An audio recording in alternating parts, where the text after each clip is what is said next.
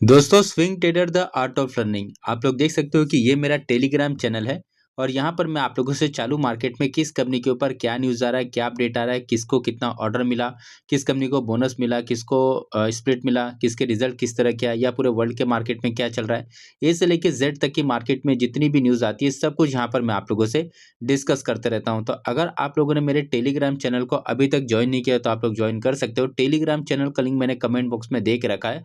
पहला कमेंट आप लोग चेक करना, वहाँ पे टेलीग्राम चैनल का लिंक मिलेगा। लिंक के ऊपर क्लिक करोगे तो आप लोग चैनल पर आ जाओगे। नीचे ज्वाइन का ऑप्शन देखने को मिलेगा, ज्वाइन करोगे तो आप लोग चैनल के साथ में ऐड हो जाओगे।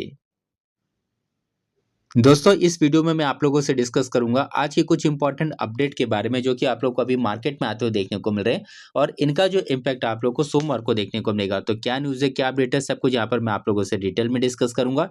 तो इस वीडियो को आप लोग पूरा देखना, ध्यान से देखना। तो सबसे पहले डाउ जोन्स की अगर बात किया तो आप लोग देख सकते हो कि कल के रेट में अमेरिकन मार्केट में आप लोग को हल्की सी गिरावट देखने को मिले। वहीं पे नास्डा की बात की जाए तो ये लगभग आप लोग को 1.5% प्लस में देखने को मिला। ओवरऑल देखा जाए तो अमेरिकन मार्केट कल के रेट में अच्छा था। अब देखने वाली बात ये रहेगी कि सोमवार को मार्केट की ओपनिंग किस तरह से होती है। हो सकता है कि हमारा मार्केट अच्छा परफॉर्म करे, लेकिन साथ में हम लोगों को ये देखने वाली बात ये रहेगी कि अमेरिकन मार्केट का फ्यूचर किस हिसाब से ट्रेड कर रहा है या दोपहर में पूरे वर्ल्ड का मार्केट खासकर यूरोप का मार्केट किस तरह से ट्रेड कर रहा है। तो वो सारी चीजें हम लोग को देखने वाली बात ये रहेगी। और दूसरी बात है क्या, सैटरडे संडे अभी 2 दिन तो मार्केट बंद है, तो ऐसे में ईरान, अमेरिका, इसराइल इनकी तरफ से कोई निगेटिव न्यूज नहीं आनी चाहिए। अगर कोई निगेटिव न्यूज आती है तो हो सकता है कि मार्केट में आप लोग को थोड़ी बहुत वॉलेटिलिटी देखने को मिल जाए। आप लोग देख सकते हो कि अमेरिका ने ईरान के बंदरगाहों की नाकेबंदी कर रखी है। इसके जवाब में ईरान ने हॉर्मुज स्ट्रेट में सख्त पाबंदियां लगा रखी है। मतलब दोनों साइड से देखा जाए तो स्ट्रेट ऑफ हॉर्मुज को यहाँ पर बंद किया गया। हाल ही में ईरान की सेना आईआरजीसी ने इस समुद्री मार्ग से बाहर निकल रहे विदेशी मालवाहक जहाजों को पकड़ा है और कुछ पर गोलीबारी भी की है। वहीं अमेरिका भी प्रतिबंधित ईरानी तेल ले जा रहे जहाजों पर कार्रवाई कर रहा है। तो इससे प्रॉब्लम क्या हो रहा है कि जो क्रूड के प्राइस है वो आप लोग को बढ़ते हुए देखने को मिल रहे हैं और इस वजह से अभी मतलब स्टॉक मार्केट की बात की जाए तो शॉर्ट टर्म में वहां पर आप लोग को थोड़ी सी वॉलेटिलिटी देखने को मिल रही है। आप लोग देख सकते हो कि पाकिस्तान में होने वाली प्रस्तावित शांति वार्ता अधर में लटकी हुई है, क्योंकि ईरान का कहना है कि जब तक अमेरिका अपनी नौसैनिक नाकेबंदी नहीं हटाता वो बातचीत में शामिल नहीं होगा। ठीक है, ईरान ने साफ साफ बोल दिया कि भाई पहले अमेरिका को वहां से हटना पड़ेगा, उसके बाद ही हम लोग यहाँ पे बातचीत करेंगे। और अभी की अगर बात किया तो जो क्रूड का भाव है लगभग $106 के आसपास में आप लोग को ट्रेड करते हुए देखने को मिला। भारत की बात की जाए तो भारत सरकार ने समय रहते अपने कच्चे तेल के आयात में विविधता ला दी है। वर्तमान में भारत अपनी जरूरत का लगभग 70% कच्चा तेल उन समुद्री रास्तों से मंगा रहा है जो हॉर्मुज स्ट्रेट के बाहर है। ओवरऑल देखा जाए तो भारत के लिए अभी कोई बहुत मतलब खराब न्यूज़ नहीं है जितना कि शुरू में था। अभी थोड़ा भारत ने अपने आप को मैनेज कर लिया है, लेकिन आने वाले समय में देखने वाली बात ये रहेगी कि अमेरिका, ईरान, इजराइल इनकी तरफ से क्या अपडेट आता है। तो वो हिसाब से मार्केट आप लोगों को थोड़ा-सा मतलब वोलेटाइल होते हुए देखने को मिल सकता है। अब यहाँ पर कुछ आप लोग को अपडेट देखने को मिलेंगे कि small cap pick for defence stock to keep on your radar. मतलब यहाँ पर एक न्यूज़ का आर्टिकल है, उसके न्यूज़ के आर्टिकल के माध्यम से मैं आप लोगों को बता रहा हूँ कि यहाँ पर 4 ऐसी कंपनी है जिनको यहाँ पर बोला जा रहा है कि स्टडी करने के लिए। अब यहाँ पर कौन-कौन सी कंपनी है तो आप लोग देख सकते हो। मतलब वैसे अगर देखा जाए तो पूरे वर्ल्ड में कहीं न कहीं तो वॉर चल रहा है, ठीक है।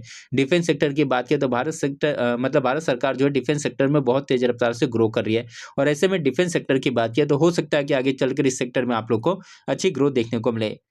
अब यहाँ पर जो न्यूज़ का आर्टिकल है उसके माध्यम से देखा जाए तो भारत इलेक्ट्रॉनिक ऑलरेडी देखा जाए तो ये कंपनी आप लोग को अपने ऑल टाइम हाई पर देखने को मिलेगा।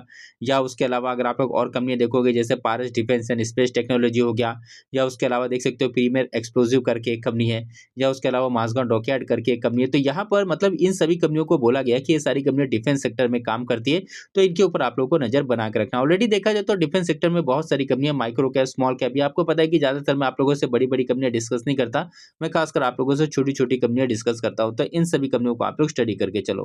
उसके बाद में दोस्तों आप लोग देख सकते हो कि वारी एंड फाई stocks with 3 year net profit CAGR up to 269% in FY 26, ठीक है। तो यहाँ पर आप लोग को वारी और उसके अलावा 5 आप लोग को ऐसी कंपनी देखने को मिलेगा जिनका जो प्रॉफिट है लगभग 269% से आप लोग को बढ़ते हुए देखने को मिला। मतलब इनके रिजल्ट आप लोग को अच्छे आते हुए देखने को मिले। अब यहाँ पर कौन-कौन सी कंपनी है तो अगर आप लोग नीचे की तरफ जाओगे तो जस्ट डायल हो गया, इसके रिजल्ट आप लोगों को अच्छे आते हुए देखने को मिले। या उसके अलावा आप लोग देख सकते हो बिलियन ब्रेन्स की अगर बात किया मतलब ग्रो हो गया, तो इसके रिजल्ट आप लोग को अच्छे आते हुए देखने को मिले। उसके बाद में एसएमएल महिंद्रा करके एक कंपनी है, इसके रिजल्ट आप लोग को अच्छे आते हुए देखने को मिले। वारी रिन्यूएबल की बात किया तो इसके रिजल्ट यहाँ पर अच्छे आए हुए हैं। या उसके अलावा केसर इंडिया लिमिटेड, इसके रिजल्ट आप लोग को बढ़िया आते हुए देखने को मिले। जियो फाइनेंस की बात की जाए तो इसके रिजल्ट आप लोग को अच्छे आते हुए देखने को मिले। मतलब यहाँ पर ये कुछ आप लोगों को ऐसी कंपनियां देखने को मिलेगी जिनका जो प्रॉफिट का जो ग्रोथ है लगभग 269% की रफ्तार से आप लोग को बढ़ते हुए देखने को मिलेगा। मतलब इन सभी कंपनियों के रिजल्ट आप लोग को अच्छे आते हुए देखने को। आप लोग देख सकते हो यहाँ पर क्या मुकाबला जा रहा है कि Waaree and 5 stocks with 3 year net profit, मतलब 3 साल का इनका जो नेट प्रॉफिट का सीएजीआर है वो लगभग 269% की रफ्तार से बढ़ रहा है। और मैंने आप लोगों को हमेशा समझाया कि स्टॉक मार्केट में कोई भी कंपनी अपने प्रॉफिट को फॉलो करती है, तो इन सभी कंपनियों के ऊपर आप लोग स्टडी करके चलो। उसके बाद में यहाँ पर और अपडेट है कि 2 stock in which Vijay Kedia bought stake in quarter 4, मतलब विजय केडिया जी की बात की जाए तो 2 स्टॉक के अंदर उन्होंने यहाँ पे खरीदारी किया। वैसे देखा जाए तो इस तरह के जो बड़े इन्वेस्टर होते हैं ना, वो मतलब कोई ना कोई कंपनी खरीदते रहते हैं, तो उनके ऊपर आँख बंद करके आप लोगों को ध्यान नहीं देके चलना होता। बस मैं आप लोगों को एक नॉलेज के हिसाब से बताता हूँ कि बड़े-बड़े जो इन्वेस्टर हैं, वो किस तरह की कंपनियों के अंदर इन्वेस्टमेंट करें, ठीक है? बाकी स्टॉक मार्केट में ना आप लोगों को खुद से अपना डिसीजन लेना होता है, बाकी किसी की बातों पर आप लोगों को ध्यान नहीं देना होता है। अब यहाँ पर अगर आप लोग देखोगे कौन-कौन सी कंपनी है, तो महामाया लाइसेंस करके एक कंपनी है, इसके अंदर उन्होंने अपनी हिस्सेदारी को बढ़ाया। या उसके अलावा अगर आप लोग और कंपनी देखोगे तो एसपीएमएल इंफ्रा करके कंपनी है, इसको भी यहाँ पर आप लोग स्टडी करके चलना। तो यहाँ पर आप लोग को 2 कंपनी ऐसी देखने को मिलेगी, जहाँ पे विजय केडिया जी की बात किया तो उन्होंने अपनी हिस्सेदारी को बढ़ाया। उसके बाद में transformer stock in which Goldman Sachs reduce stake to 1.2% in quarter 4। तो दोस्तों ट्रांसफार्मर सेक्टर की कंपनी है, जहां पर गोल्डमैन सैच की बात की तो लगभग 1.25% तक की उन्होंने अपनी हिस्सेदारी को इस कंपनी के अंदर कम कर दिया। अब ये कौन सी कंपनी है, तो आप लोग देख सकते हो ट्रांसफार्मर एंड रेक्टिफायर इंडिया नाम आप लोगों को इस कंपनी का नाम देखने को मिलेगा। एक समय पर इसके अंदर बहुत ज्यादा ग्रोथ हुई थी, लेकिन अभी अगर आप लोग देखोगे तो अपने टॉप से बहुत ज्यादा गिरा हुआ है। और यहाँ पर जो एफआईज है वो उन्होंने अपनी हिस्सेदारी को कम किया है, तो इसके ऊपर आप लोग मतलब स्टडी करके चलना। उसके बाद में भारत के फॉरेक्स रिजर्व की बात किया तो हर फ्राइडे को भारत का फॉरेक्स रिजर्व का डाटा आता है। तो कल के रेट में आप लोगों को देखने को मिला कि जो फॉरेक्स रिजर्व है ये वापस से $703 बिलियन तक आप लोगों को जाते हुए देखने को मिला। बीच में ये कम हो गया था, लगभग 690 के आसपास में आ गया था, लेकिन वापस से देख सकते हो कि इसके अंदर आप लोग को एक अच्छी ग्रोथ देखने को मिले। आगे चलकर हो सकता है कि भारत का जो फॉरेक्स रिजर्व है ये आप लोग को वापस से कंटिन्यू बढ़ते हुए देखने को मिले। उसके अलावा और यहाँ पर अपडेट है कि this 13 equity mutual fund fail to outperform their respective benchmark in 3 year.